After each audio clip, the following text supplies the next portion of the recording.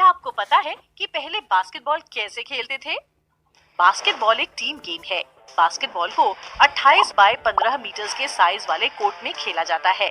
इस खेल में 5-5 प्लेयर्स दोनों तरफ होते हैं। हर किसी का लक्ष्य एक दूसरे के बास्केट में बॉल डालकर स्कोर करके हराना होता है। बास्केटबॉल कोर्ट में खेलने के लिए खिलाड़ियों का चुनाव इस प्रकार से होता है: पॉइंट गार्ड, सेंटर्स, फॉरवर्ड्स। इस खेल को खेलने के लिए ड्रिबल, पास और शूटिंग की जरूरत होती है।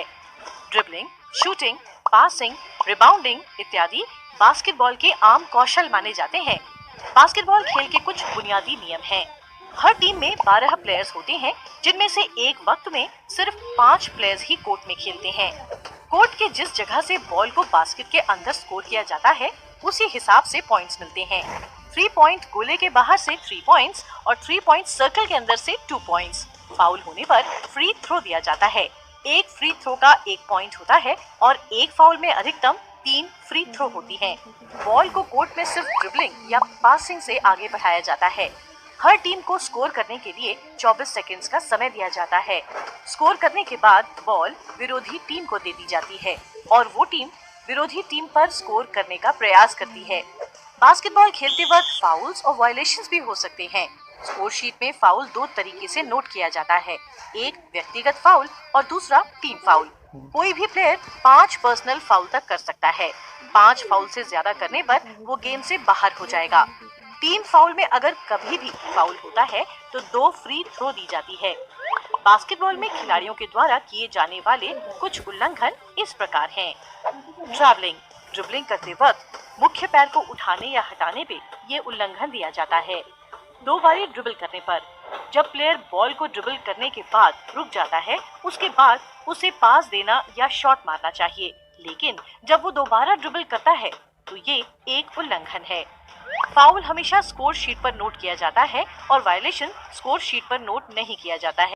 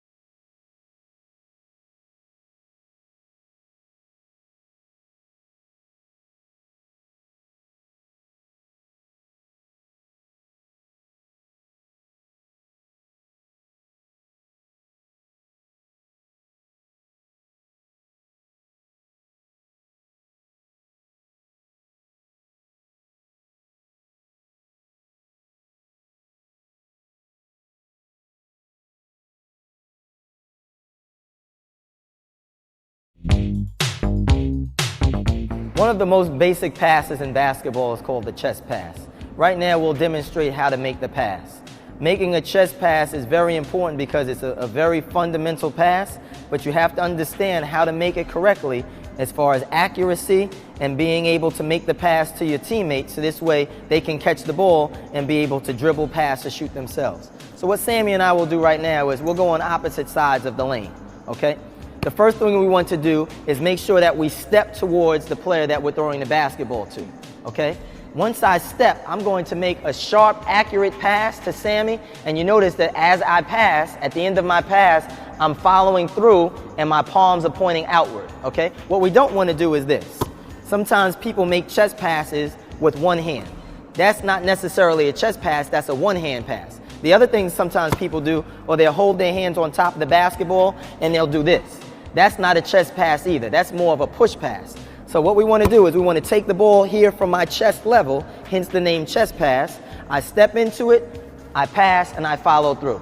The last important thing that we always want to do when we make sure that we pass the basketball is make sure that we have the spirals of the basketball going in this direction. This is the way we want the ball to go, because now if Sammy is a shooter, I want to be able to give him a good pass with the spirals where he can catch it and now he's ready to shoot it, as opposed to passing the ball with this type of rotation on it and now I'm throwing off his shot, or he has to change the ball for the spirals. So now we'll demonstrate going the opposite direction. We'll make 5 sharp passes to one another. The last thing that I want to mention is also accuracy. As we make this pass, we don't want our teammate to catch the ball to the left, to the right, down low, above their head. It's very important that we make a sharp, straight, beeline type pass where it's catching them just like this. So now we'll make 5 straight passes, okay? That's 1, very good. Notice Sammy does a good job, excellent rotation on his ball. He'll step in, okay? Notice we step in for power. He'll pass to me. We don't want to do this. We always want to step in. Excellent job. All right, today we'll talk about how to make a bounce pass, okay? So my buddy Sammy and I will demonstrate the principles as far as making a bounce pass. A lot of times bounce passes are used to be able to get the ball to your teammate without it getting deflected in the air. Most of the time, defenders play passes in the air, which make it easier to make bounce passes sometimes. Sam, you feel like you can give me a good bounce pass? If so, give me 5. Oh boy, my man. All right, so this is what we'll do. Sammy and I will be on the opposite sides of the lane, okay? So what we'll do is, the first step is we want to make sure that we always step into our pass with our leg, because that's where we get our power from. The second thing is, as far as making a bounce pass, you always want the ball to bounce about 3/4 of the way between the passer and the person receiving the pass. So what we want to do is, as I'm here on this side of the lane, I step into it, I bounce it, and then I follow through. We always want a bounce pass to be in one bounce. We don't want it to take multiple bounces. So now Sammy will bounce pass back to me. You notice he steps in and feeds me perfectly. Whenever we make a pass, we always want to try to make it where the recipient can receive it right in their stomach. We want to try not to make passes to the left or to the right, but accuracy is also important. So again, I want to step forward. I'm a right-handed player. Step forward with my right leg, bounce it, follow through, and it hits him perfectly. And then Sammy will come right back to me, bounce pass. So now we want to keep balance, bounce pass, bounce pass. All right, to give you a better view, what we'll do is now we'll stand in this direction and we'll make 5 bounce passes back to each other, okay? That's 1, I'll step. Sammy does a nice job of stepping through, right in the stomach, power, accuracy, and precision. Very good. That's how you throw a bounce pass. This is how to make an overhead pass. A lot of times an overhead pass is used to make outlet passes where you get the rebound and you're looking to make a long, strong pass where you take the ball over your head and make the pass. A lot of times an overhead pass is also used because you can get more power in the pass because of the ball being over your head and the force. So what George and I will do right now is we'll demonstrate a stationary over the head pass, and then we'll show you how it looks as far as getting a rebound and making an outlet off of the overhead pass. So George will go to one side of the lane, I'll come to the opposite side. So the first thing we want to do is we want to put the ball over our head, just the way the term is. And then what we want to do is we want to step into our pass and then make a strong follow through. So you see, as I follow through, my palms are going outward and I'm getting a lot of power. So now George will throw the ball back to me and I'll make an overhead pass. So now George will make an overhead pass back to me. And again, everything is power, straight, power, straight. Now the last thing is what we'll do is George will now go foul line extended. So an overhead pass is primarily used to make a good outlet pass. So in the game of basketball, when the rebound is gathered by, most of the time, the forward, they want to turn and make an outlet pass to the guard. And this is primarily when the overhead pass is used, because big players are always taught to keep the ball over their head. So when we turn an outlet, we want to make a strong overhead pass. Again, the main principle is getting power from your upper arms and outletting, and then also making sure that you step through with your leg. So as the ball goes up, I want to step forward with my right foot, power, overhead pass, and follow through. That's how you make an overhead pass. Now we'll talk about how to make a baseball pass. A baseball pass is used primarily for making a long distance pass on the basketball court. A lot of times it's used going from one end of the court to another, where you might have the basketball and you look down the court and you see a teammate open and you want to throw the ball over the top of the defender's head, so now your teammate can get the ball and make a play on the opposite end of the court. It's the exact same motion as if a baseball player had a ball in their hand and they're taking the ball and throwing over the top. So now, right now, George and I will demonstrate how to make a baseball pass. So George will go to the baseline, I'll come up to the top of the key. So the first thing I want to do, like with all of our passes, we want to step into the pass. All right, so now as I step in, it's over my head and I follow through and it's accurate. George will do the same thing coming back to me. He's stepping and throwing, very good follow through. And you notice that there's accuracy in these passes. Sometimes with the baseball pass, you can also use it to lob, but you don't want to lob it so much that the defense can steal the ball. So now if George was a further distance away from me and I'm really throwing the ball down the court, it can also look more like that, where I'm lobbing it, same baseball motion, and I'm hitting him accurate. And then George will do the same thing to me. Notice a little bit more lob to the pass, or it can be a straight accurate pass. But at the end of the day, the most important thing is to remember accuracy, stepping forward, and it's the baseball motion as we go over the top of our head, and that's how you make a baseball pass. All right, right now we'll talk about how to low dribble. And dribbling low is excellent because in a game situation, you always want to handle the ball low because it makes it more difficult for a defender to steal the basketball. Like any other thing in basketball, fingertip control is essential, all right? So now what we'll do is we'll show you a couple of quick drills that you can use to become a better low ball handler. All right, so the first thing that I want to do is I want to start low on my fingertips just like this, okay? So I'm doing it with my right hand, fingertip control, and then one of the things you notice I always talk about, eyes closed, so my knees are bent, eyes closed, and the ball is staying in one spot. We don't want to lose the ball where the ball is controlling us all over the place, but notice as I do this, I'm maintaining control right on my fingertips. So now, right now, we'll have George and Sammy go up quickly. Sammy, you can come in a little bit. And now we'll have them bend their knees, eyes closed, nice and low fingertips. See how they're doing a very good job handling the ball in one spot. Okay, so right now I'll go again. And now I'll demonstrate with my left hand, same thing. Everything we do with one hand, we want to be able to do with the other. I'm keeping the ball in one spot, chin up, eyes closed, because now when I get in the game, and I can see everything that's going on. So now we'll have George and Sammy go. Left hand, fingertip control, very good. Speed, accuracy with their left hand. Next thing that we'll do is we'll add to this is now we want to try to handle the ball a little bit more advanced, where now I'm low with my right hand and I want to try to go one direction out across my body, and then I'll bring it back to my left, across my body, fingertip control, across my body, fingertip control. All right, right now we'll demonstrate how to do a high dribble.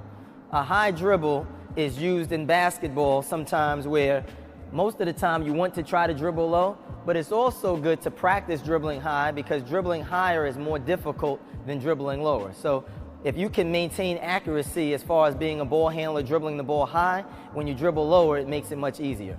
One of the first things and one of the most important things you always want to remember about handling the basketball is fingertip control. So right now what I'll do is I'll go first before I have Sammy go, and I'll take 10 dribbles high with my right hand, okay? A lot of times when I practice and I work out players, I always like to do things with my eyes closed because now I know in a game situation where my eyes are open and I can see the whole court, I'm used to doing it with my eyes closed and it makes it easier. So right now, I'll go first, dribbling the ball high with my eyes closed, and I'm maintaining good balance just like this.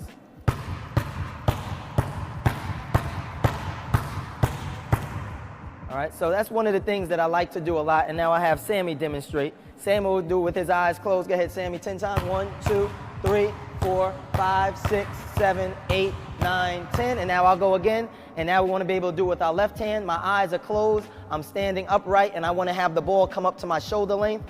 1, 2, 3. And again, we want to have force and accuracy, and now Sammy will show you. Go ahead, Sammy. 1, 2, 3, 4, 5, 6, 7, 8, 9, 10. Very good. In this video, you will learn how to do a layup.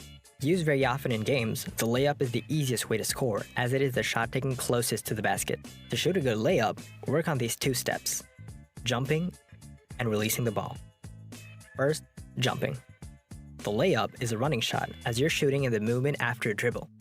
Dribble to one side of the basket using your outside hand so as to keep the ball out of your opponent's reach. Take the ball in both hands to start the layup. keeping it near your hip to protect it from your opponent. If you're shooting from the right of the basket, step forward onto your right foot first. Push off with this foot to take a big step forward without losing any speed. Put your left foot on the floor. Push off with the left foot to jump, raising your right knee in towards your chest to gain height. For a strong takeoff, your foot should be within the key. If you take your first step too soon, you'll be too far from the basket when you jump. If you step too late, you will lose all your speed and won't jump high enough. Secondly, releasing the ball. As you jump towards the basket, lift your right hand towards the hoop. Hold the ball from beneath, with your fingers pointing forward to do a layup. You can also try a push-up by placing your hand beneath the ball with your fingers pointing upwards as for a classic throw. Release the ball at the highest point of your jump. Aim for the top right corner of the square on the backboard, and you will almost certainly score. If you're shooting from the left side of the basket, take the first step with your left foot and the second with your right, and shoot with your left hand. You can also do a layup facing the basket. To do this, you'll need to shoot without hitting the backboard. To master layups and get used to protecting the ball, try practicing against the defender and shooting from both sides of the basket. Over to you. In this video, you will learn how to make a jump shot. This type of shot means you will be less impeded by your opponent. To make a good jump shot, work on these two steps: being well balanced and coordinating your jump and shot. First, finding your balance. Before receiving the ball, you should already be ready to shoot with your knees bent. Position your hands, one towards the ball to receive it, and the other to the side, ready for you to shoot. Keep your feet shoulder-width apart and turn them towards the basket, with the foot on the same side as your shooting hands slightly further back. When you receive the ball, stay focused on your target and fix your eyes on the basket. At the same time, bring the back foot in line with the other foot. Secondly, coordinating your jump and throw. Jump, extending your ankles, hips, and knees. The strength you need to shoot comes from the extension of the legs rather than from your arms. Take your shot in mid-air using the same action as for shooting on the ground. You can find out more about this in our video, How to Shoot. Finish the movement releasing the ball at the highest point of your jump. Your jump should be light, smooth, and vertical, and you should land in the same spot. Keep your eyes fixed on the basket throughout until you release the ball. To aim accurately, do not lift the ball behind your head. Lift the ball in line with your body, finishing just above the level of your head. The trajectory should be curved, ideally with a starting angle of 50 to 60 degrees to maximize your chances of scoring. The further you are from the basket, the higher the ball will have to go. If you are standing to one side of the basket and close to the key, aim for the corner of the small shooter square on the backboard to score more easily. Otherwise, shoot at the back of the hoop, which you should be able to see through the net.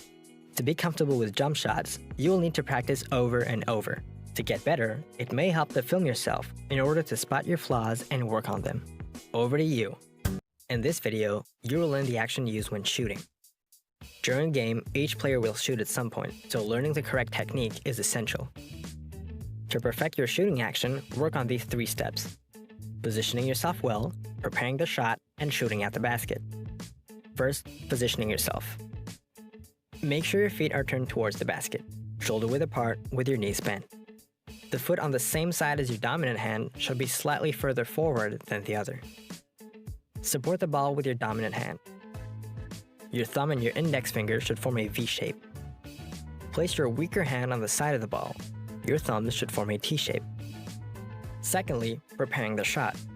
Bring your dominant hand below the ball, with your fingers spread out and pointing upwards, then bring it up in front of your face. From this moment, your eyes should be fixed on the basket. Align your foot, knee, elbow, and shooting hand with the basket. The ball should rest on your dominant hand without touching the center of the palm. You should be able to fit a finger into the gap between your palm and the ball. To make sure you're positioned correctly, you should be able to remove your weaker hand without dropping the ball. Thirdly, shooting at the basket. While pushing down with your legs, launch your arm forward, following the ball to release it at the highest point possible. When you release the ball, your elbow should be just above your eye level. You should only use your weaker hand to accompany the ball. Keep your foot, knee, elbow, and shooting hand in line with the basket throughout. If your elbow isn't properly aligned, your shot will go off course. To finish the movement, flick the wrist of your dominant hand to give the ball some backspin. This spin means the ball will be more likely to bounce into the basket if it hits the hoop or the backboard. Follow the movement right through the hand to guide the ball. Your index and middle finger should be the last fingers to touch the ball. You should finish in the rim, with your fingers pointing down towards the ground in the direction of the basket. In basketball, shooting is probably the hardest technique to master, and it needs a lot of training and practice. Each player has their own way of shooting, so find the method that suits you best. Over to you. In this video, you will learn several exercises to help you pivot. Pivoting is a fundamental skill in basketball and is often misused by beginners. The exercises are divided into two parts: pivoting while standing still and pivoting after receiving the ball. First, pivoting while standing still. Assume the triple threat position with the ball in your hands. Pivot forward 90 degrees using your left foot as a pivot, maintaining a shooting position. Return to the basic stance, rotating backwards with a reverse pivot, still using your left foot to pivot. Perform the same exercise, pivoting on your right foot. Repeat the exercise, this time pivoting 180 degrees. During the exercise, always assume a shooting stance at the end of the turn. In a game, this will allow you to shoot quickly. Make sure you're always well balanced on your feet. During games, this will mean you can start dribbling or make a good pass. Secondly, pivoting after receiving the ball. Stand with your back to the basket, inside the three-point line. Pass the ball to yourself beyond the three-point line and turn back to face the basket as you catch the ball. To pivot inwards, use the foot closest to the basket as a pivot. Alternatively, to pivot outwards, use the foot furthest from the basket to pivot. You should finish the movement in a well-balanced triple threat position with both feet turned towards the basket. Practice these exercises slowly at first to get used to the movement, then try doing it faster as you would in a game situation. Over to you.